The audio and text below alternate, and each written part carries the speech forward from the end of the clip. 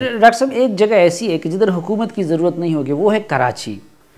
آپ دیکھیں کہ آپ اردو سپیکنگ ہے لیکن آگے آ کا سلسلہ جو ہے پٹھانوں تک جاتا ہے, سب پٹھان بھی آپ پہ فخر کرتے ہیں.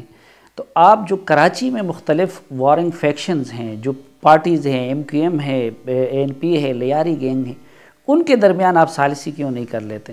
ایک بڑے خیر کا کام ہوگا اگر کراچی میں ایک بھی جان اگر حکومت مجھ سے کہے یا سپورٹ کرے تو میں جاؤں. اب میں اکیلا تو مارا نہیں پھینس سکتا. وہ کہیں گے آپ کا مینڈیٹ کیا ہے؟ نہیں, اس میں تو حکومت کا کوئی ہے ہی نہیں, وہ تو ایم کیو ایم کا اور این پی کا. اور اس میں حکومت تو انوالو ہے نا.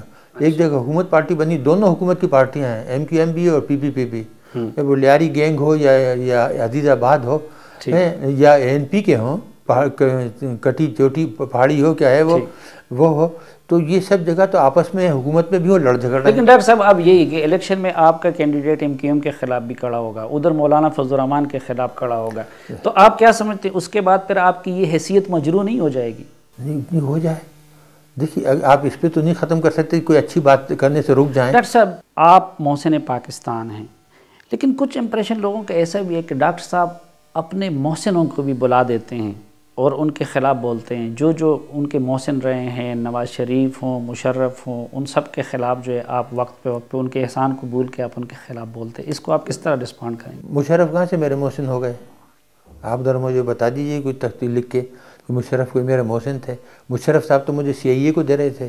آپ کو جمالی صاحب سے پوچھ لیجئے کہ سی آئی اے کے جہاز کھڑا تھا, مشرف صاحب نے کہا کہ جمالی صاحب سے کہ آپ ایک کیبنٹ کی میٹنگ بلا کر فوری اپروول دے دیجئے اور ہم ان کو سی آئی اے کے حوالے کر دیتے ہیں. یہ کوئی میرے محسن تھے؟ لیکن دیا تو نہیں. اگر میں یہ کہوں کہ مشرف صاحب نے آپ کو بچایا تو مصیبت ان کی ہمت نہیں تھی اتنی کہ وہ دے دیتے. ان کو پتہ تھا کہ ملک میں کیا حال ہوگا. وہ یہ چاہ رہے تھے کہ جمالی صاحب کے کندھے پر رکھ کر بندوق چلا دیں. کہ جمالی صاحب نے ٹی وی پہ انٹرویو دیے ہیں, دوسرے اخبارات میں انٹرویو دیے ہیں اور خود مجھے بتایا کہ جی مجھ سے اس نے کہا کہ آپ کیبنٹ کی میٹنگ بلا لیں, جلدی سے اپروو کر دیں تو میں ان کو حوالے کر دوں. لیکن ڈاکٹر صاحب آپ اگر مشرف کی جگہ ہوتے اور سارے امریکی اور باقی دنیا کے لوگ اٹھ کے وہ سارے پروفس آپ کو لا کے رکھ دیتے, ایران کے معاملات کے, لیبیا کے معاملات کے, کوریا کے معاملات کے, آپ کیا کرتے اس وقت؟ میں یہ کہتا کہ ہم نے نہ ہی این پی ٹی سائن کیا تھا اور نہ ہی N S G nuclear suppliers group کا, اور نہ ہی N P T. We were under no obligation. ہمارے اوپر کسی قسم کا فرض نہیں تھا, کوئی ذمہ داری نہیں تھی کہ ہم اپنے نیوکلیئر پروگرام کے بارے میں کسی سے بات کریں. ہم آزاد تھے. لیکن ہمیں یہ اختیار تو نہیں تھا نا کہ ہم وہ ٹیکنالوجی ان کو منتقل کسی بھی کریں. ہم نے کس طرح لی, انہوں نے کس طرح لی, ہم اس معاملے میں بات نہیں کر سکتے. جنرل ضیاء الحق نے پہلے ہی کہہ دیا تھا پورے پروگرام کے دوران. ہر فارن منسٹر کو یہ بتا دیتے تھے کہ جب بھی کوئی نیوکلیئر پروگرام پر بات کرے آپ نے ان سے کہہ دینا کہ اس بارے میں ایک لفظ بات نہیں کرنا. اگر آپ نے کرنا تو جنرل ضیاء سے بات کریں, کیونکہ جو این پی ٹی ہے جب آپ وہ سائن کریں تو آپ انڈر آبلیگیشن ہوتے ہیں. دوسرے ممالک جو ہیں وہ بھی دوسرے, کیا فرانس نے جب اسرائیل کو کوئی مدد کی یا امریکہ نے انگلینڈ کی مدد کی یا رشیا نے چائنا کی مدد کی, کیا انہوں نے اجازت لے کے کی تھی؟ یہ چیزیں جو ہوتی ہیں, کوئی دنیا کا کوئی ملک نہیں ہے جو آپس میں ایک دوسرے کے ساتھ مل کے اور جو میوچل انٹرسٹ ہوتے ہیں اس میں کوآپریشن نہ کریں. یعنی آپ کہتے ہیں کہ یہ ہمارے اوپر کوئی پابندی نہیں تھی, ہم اگر ایران یا کوریا کوئی پابندی نہیں. یہ تو آپ کی حکومت اگر کمزور ہوتی ہے. ہم نے این پی ٹی سائن کی, ایران نے این پی ٹی. ڈاکٹر صاحب ایک بین الاقوامی قوانین بھی ہوتے ہیں, کچھ ذمہ داری ہوتی ہے. بین الاقوامی قوانین تو آپ امریکہ کے لیے, امریکہ نے بنا ہے, انگلینڈ نے بنا ہے, ویسٹرن کنٹریز نے بنا ہے.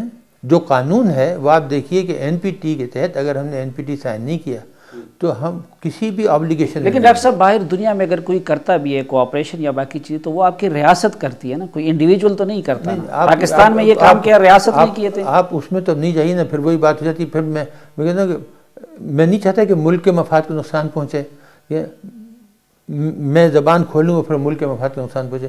میں اس میں ڈیٹیل میں نہیں جانا چاہتا. نہیں لیکن ڈاکٹر صاحب وہی میں عرض کر رہا ہوں کہ دیکھیں آپ نے اس وقت ملک کے مفاد کی خاطر ذمہ داری اپنے سر لے لی, یہ آپ کا کہنا ہے, ٹھیک ہے. مشرف صاحب کہتے ہیں کہ میں نے ان کو بچا دیا, لیکن آپ یہ کہتے ہیں. لیکن اس کے بعد جب آپ نے یہ کہہ دیا کہ نہیں اس میں تو فلاں تھا, اس میں تو فلاں تھا, تو وہ ملک کی مفاد کو نقصان تو بات ختم ہو گئی. اب میں اس لیے اس کو دوران سے جو چیزیں ہیں وہ ریکارڈ پر آ گئی ہیں, سب کو پتہ لگ گیا ہے, وہ ہر چیز موجود ہے. اب میں کوئی ایسی بات نہیں ہے جو عوام سے چھپی ہو یا ملک سے چھپی ہو یا سیاستدانوں سے. لیکن ڈاکٹر صاحب جب آپ جیسے لوگ یہ مانتے بھی ہیں کہ ہمیں اختیار تھا یا ہم پہ کوئی پابندی نہیں تھی اور وہ دنیا ثبوت بھی لا چکی، تو اس کے بعد کیا یہ جو ویسٹ کے جو کنسرنز ہیں ہمارے ایٹمی پروگرام کے بارے میں، تو آپ کیا سمجھتے ہیں کہ اس میں وزن نہیں ہے؟ ہم یہ کیسے دنیا کو باور کریں کہ ہمارا ایٹمی پروگرام محفوظ ہے؟ بالکل محفوظ ہے. ان کے پاس کیا ریزن ہے، کس وجہ سے انہوں نے اسرائیل کو دیے ہیں؟ رشیا کے پاس کون سا ریزن تھا کہ انہوں نے چائنا کی مدد کی تھی یا امریکہ کے پاس کہ انگلینڈ کی مدد کی تھی؟ تو یہ چیزیں جو ہیں وہ ہمیں یعنی اس کا کیا ثبوت ہے یا کس طرح ہم دنیا کو باور کرائے کہ آج کوئی اور بندہ وہ کام نہ کر رہا ہوگا کسی اور ملک کے ساتھ ہماری ایٹمی ٹیکنالوجی؟ کوئی نہیں کر سکتا، کوئی نہیں. دیکھیے جب تک کہ آپ کو اجازت نہ ہو، حکومت نہ کرے، کوئی کام نہیں کر سکتا. اچھا، یہ جو ابھی پچھلے دنوں انڈین نے وہ ایک ڈرامہ کیا تھا مقبوضہ کشمیر میں، اور لوگوں کو وہاں پولیس کی طرف سے کہا گیا ہے کہ ایٹمی جنگ کا خطرہ ہے اور فلاں ہے، آپ کو اس ریجن میں کوئی ایٹمی جنگ کا خطرہ نظر آتا ہے؟ کبھی بھی نہیں ہوگی انشاءاللہ. دیکھیے جنگ جو تھی وہ ختم ہو چکی. یہ جو میں اس لیے کہتا ہوں کہ جو نیوکلیر ویپنس ہم نے بنائے یہ امن کے ویپنس ہیں. اتنی مرتبہ فوجیں آئیں، ان کی 500,000 فوجی آ گئے، یہاں آگے چلے گئے، بارڈر پہ ہوئے، تیاری ہو گئی، ریڈ لائٹ جل گئی، لیکن کوئی جنگ ہوئی؟ کوئی جنگ نہیں ہوئی. یعنی آپ اس پہ مطمئن ہیں کہ اب ہمارے اس ایٹمی قوت کے بعد جنگ کبھی نہیں ہوگی؟ جنگ کبھی نہیں ہوگی دونوں، کیونکہ دونوں کو پتہ ہے کہ دونوں تباہ ہو جائیں گے، جس طرح رشیا کی اور امریکہ کی نہیں ہوئی.